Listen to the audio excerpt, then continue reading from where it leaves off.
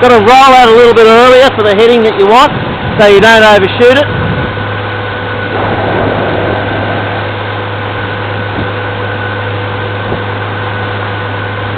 So we're just going to go across here to Grand Flaneur Beach. Been a few deaths on this beach. Been some odd happenings on this beach. There was a guy about 10 Christmases ago was playing with a radio control boat out here. The boat stopped out a little bit, he walked out, disappeared under the water, never seen again. Octopus must have got him. Octopus, I reckon. Giant octopus. What do you think?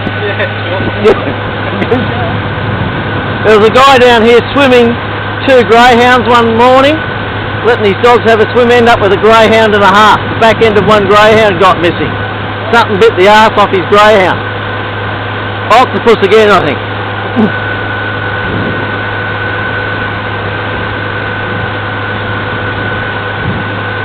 It's a beautiful lake, this.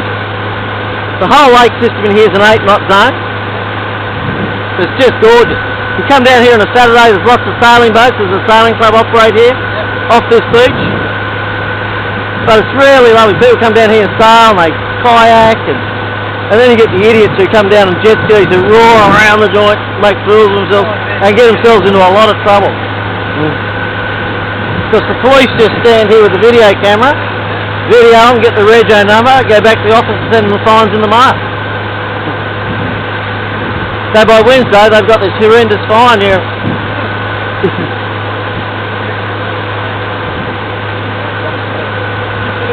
So coming into the beach, what you're going to be thinking about is this profile of the seabed.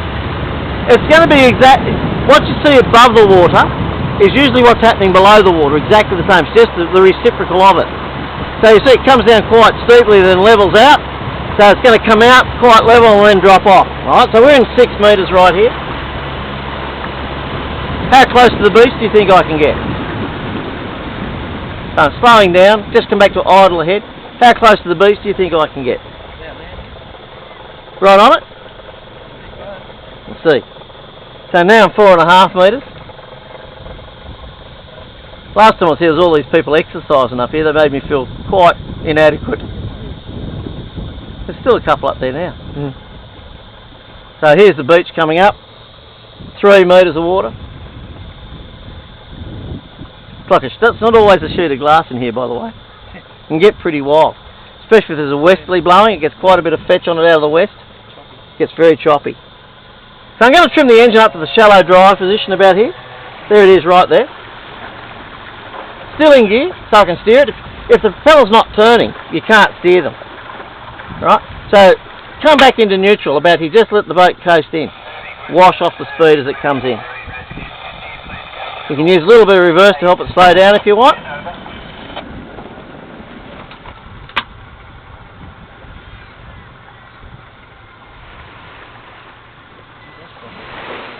So, see, I can get right on the beach. Now, don't do that with a fiberglass boat, because sand is the enemy. It really is. What do they make sandpaper out of? Okay?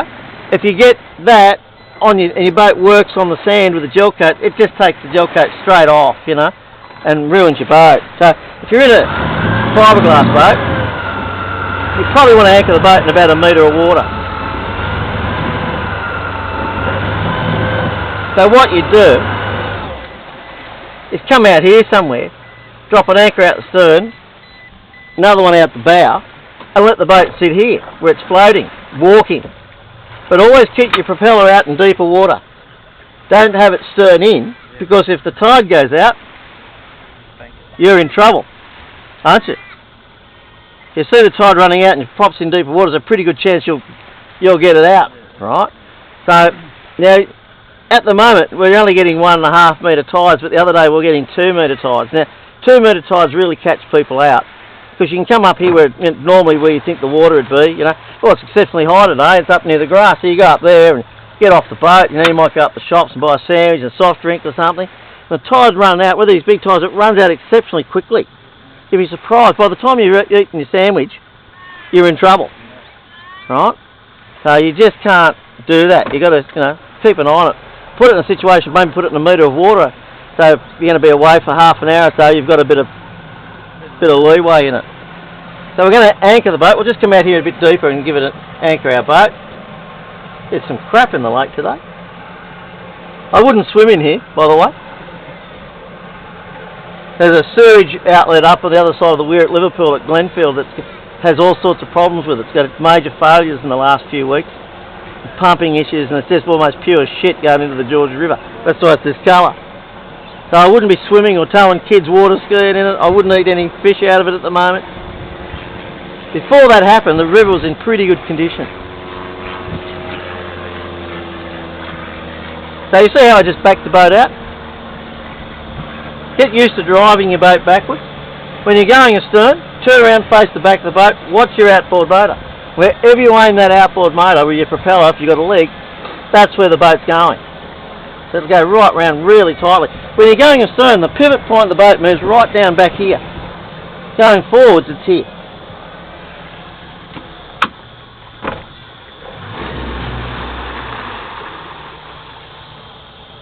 So we're now in 4 metres of water. We'll take ourselves over here and we're going to anchor in this little bay. Where are we not allowed to anchor? Yeah, over seagrass. Not allowed to anchor over seagrass because it's a protected species. You're not allowed to anchor within 200 metres of a bridge that's got pylons on it. You're not allowed to anchor within 200 metres of a submarine cable, or within a vehicular ferry, 200 metres of, you know, those ferries that go backwards and forwards the Hawkesbury River, like that. You're not allowed to anchor anywhere you're going to be a pain in the arse. Like smack bang in the middle of the heads of Botany Bay, with all the ships going in and out. I mean, people, how dumb is that, right? But people do it. They get very quickly told by the Port Authority to get out of there. But fancy being anchored up in a little boat and here comes a 400,000 tonne ship, you know. Alright, would you like to pop the anchor down for me? So just pick it up out of the anchor wheel, pop it over that roller.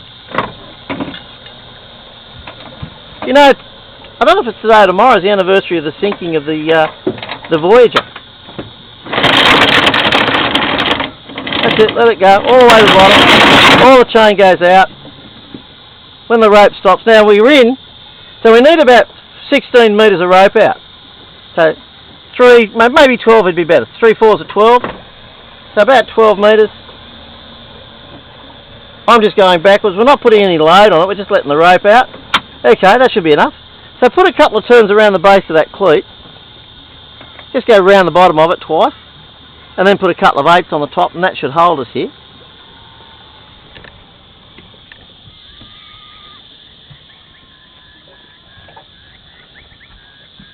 And we've anchored our boat. We should have put the line over the bow roller though, over the roller on the front. That's the idea. So what's the angle? About 45 degrees? Yeah, and that's absolutely perfect. What you've got to do is lay that chain, the length of your boat in chain, down along the seabed. That works like a shock absorber. And then from the end of the chain up to your boat, 3 times the depth in rope. And then you're anchored. Absolutely guaranteed. Right? A lot of people don't put enough rope on let out enough rope, or they have only a metre or 2 of chain and it just doesn't work. And what they do is go and buy a bigger anchor. They blame the anchor's not big enough. It's not. It's the fact that they haven't got enough scope out, or they don't have enough chain, or a combination of both. Right? Usually the anchor's perfect. You don't need a really big anchor to anchor your boat. Now, once you're anchored, you need to get some landmarks. You know, things that, like obviously this point here is almost directly opposite us. You know, if that starts to move in relation to where we are, we know we're drifting, we're dragging our anchor, we need to do something about it. If we're out here at night, we've got to have an all-round white light on that's got a visible range of 2 nautical miles, so people know we're here. Alright, here we are, we're anchored. Like, with something here that's not normally here. But if you're on a mooring, those boats that are on the permanent anchorage in the moorings, they're not lit up at night. You've got to know they're there. Okay. So, drink driving rules. What are they? Which is under 0.05, even when you're at anchor. Okay? So if you're at anchor, you've got to be... No. If you pick up a mooring, or you tie the boat to Australia, or you're tied to a wharf, you can get plastered. But the instant you let go, you've got to be under 0.05, okay? But at anchor, you've got to be sober. So in case we have to do something about moving the anchor, moving the boat. Can you untie that yellow line? And I'll just pull that fender in. Now before you get the anchor up, what have you got to do? Before that, the thing you should do every time before you start your boat is a good look around. Have a real good look around the boat. Can you just open that hatch? See under your feet there's a hatch? See this here?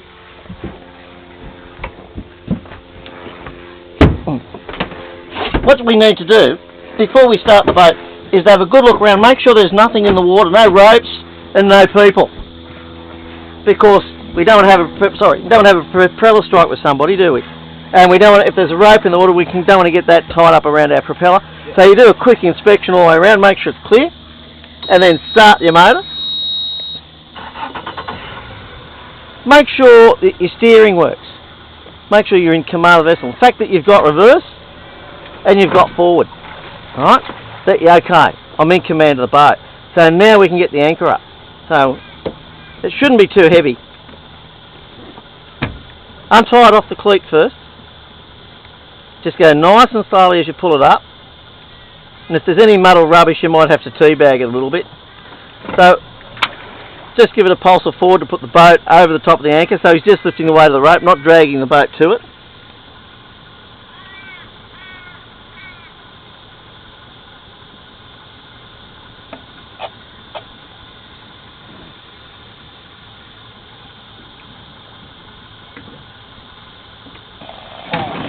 It gets heavy when it comes up off the seabed.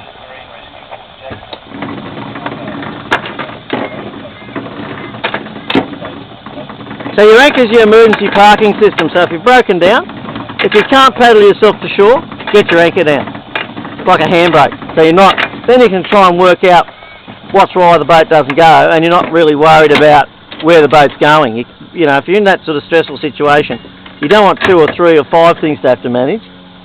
So get your anchor down. That means you're not going to end up on the lee shore or go out and play with the shipping. You know you've recently parked, alright? And if people say, where are you? You know this is where we are. You don't want to just say I'm on the George River, do you? It's a pretty big, bloody big joint. You know, I'm in Grand Flaneur Bay here on the Chipping Norton Lake, and I need to be towed across the boat ramp on the other side.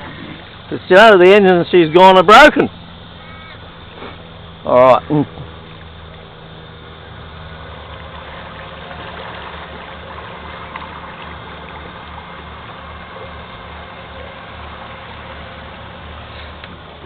So this engine won't start unless it's in neutral. That's neutral right there. Now, the system locks in neutral. When you put it into gear, you've got to lift this lever. It just takes finger pressure. So it's underneath the handle. You lift the lever and that's forward. It's a lot easier when the engine's running than when it stops. Push it towards the front of the boat at throttle. Take your hand off. It's going to stay wherever you leave it. Right? If you come back into neutral, don't have to lift the lever. It just comes straight back. But to put it in reverse, lift the lever. There's reverse there. Push it towards the back of the boat. That's throttle. To start this engine, you have to turn the key. You've got to wait for that hooter to stop. Then engage the starter motor. It's the computer going through the self-check diagnosis of the engine. Alright? And if, as I say, if I turn the wheel, pop it into gear, turn the wheel, take my hand off it, it's just going to go around in circles, isn't it? So if you're in the boat by yourself at the moment, it's not compulsory to wear the kill cord, but what do you reckon? Good idea? Because if you fall out of the boat and it's got some helm on, what's it going to do? It's going to come right around and run over you. There was a guy killed right out the front of Greenwich Sailing Club 3 years ago.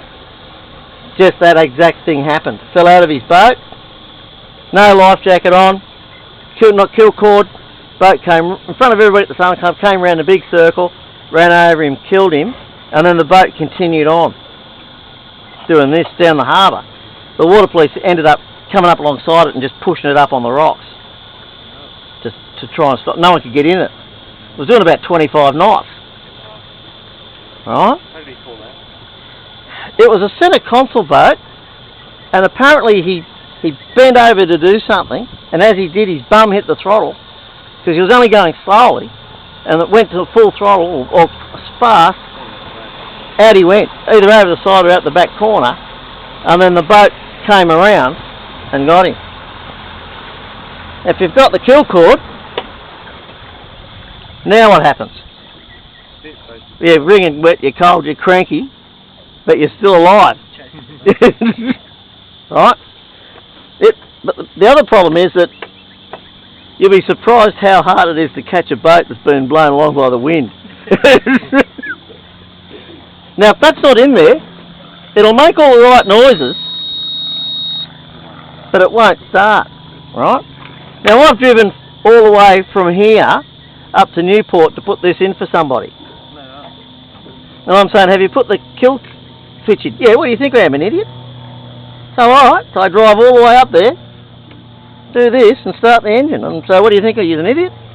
Yeah. I do. Do all boats have one of those? No, not all boats, but all boats should have one of these, right? So my big boat doesn't, but it's almost bloody impossible to fall off the fly bridge out of the boat, right? Big enclosed fly bridge boat would be impossible to do it. But all runabouts, tinnies and things, rear steer boats, absolutely use it. Now I do a lot of work in a little rigid inflatable boat with a 15 horsepower rear steer engine on it. And I put the kill cord around my foot, around my ankle, because I reckon that's the last part of me to go out of the boat. And it also gives me two hands to work. Otherwise I'll go, oh, I'll wave to somebody and I'll pull the kill cord out, you know. So, alright, you can go first for me. We're going to give a whole heap of slow boat handling things. You've driven a boat before, haven't you? No. No? Okay. So start the engine for me.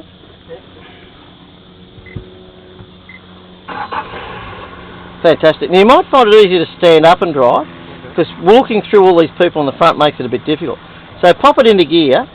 Now I just want to do 4 knots. Remember, 4 is just a walking pace.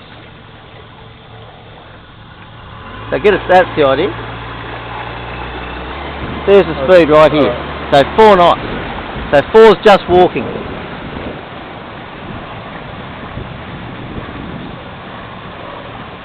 So you need to sit down and hang on.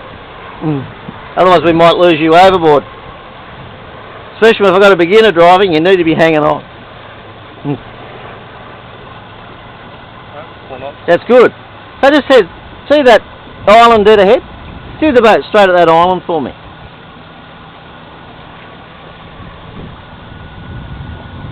It's going to be a hot day today, I think. It's going to get windy this afternoon too, they tell me. Okay, so we'll go a little bit faster. Let's do 6 knots. Now that's going to be about 2,000 RPM on the tacker. Remember, it's a jogging pace. A little bit more. That's it.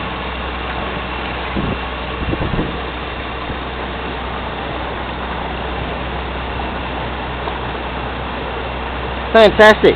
So just stay straight at that island. That's the idea. So a full lock turn, hard to starboard. So right round in a big circle. So look behind us, make sure we're clear, because when you're the master of the vessel, rule 1 is you must maintain a good and proper lookout. Rule 2 is you must take all action to avoid a collision. And rule 3 is that you must always travel at a safe speed.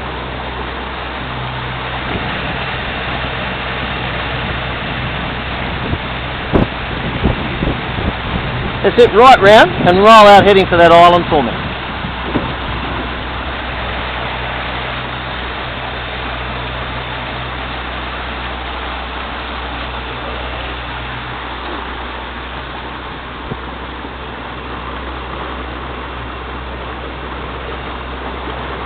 That's good. For someone who hasn't driven a boat before. It's not so hard, is it? Yeah, it's like... It's easy. Yeah, it's pretty easy. It's not hard. Yeah. But the problem is you've got to keep looking around. There's no rear view mirrors, and you don't hear other people's boats coming. You know, you don't hear them over the noise of your other boat. So let's do the same sort of turn, full lock, round to port. And roll out heading for the island. So round we go. This way's port. This is the starboard side, this is the port side. Green on the starboard, red on the port.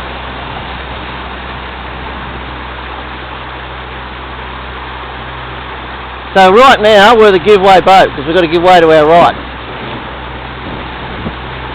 But once we roll out straight, turns John into the overtaking boat. He has to go with us. He has to have big key clear of us. So 2 boats approaching head on, what do? Both ought to course to starboard significantly. Alright, so we're going to do a 180 degree turn and head that way.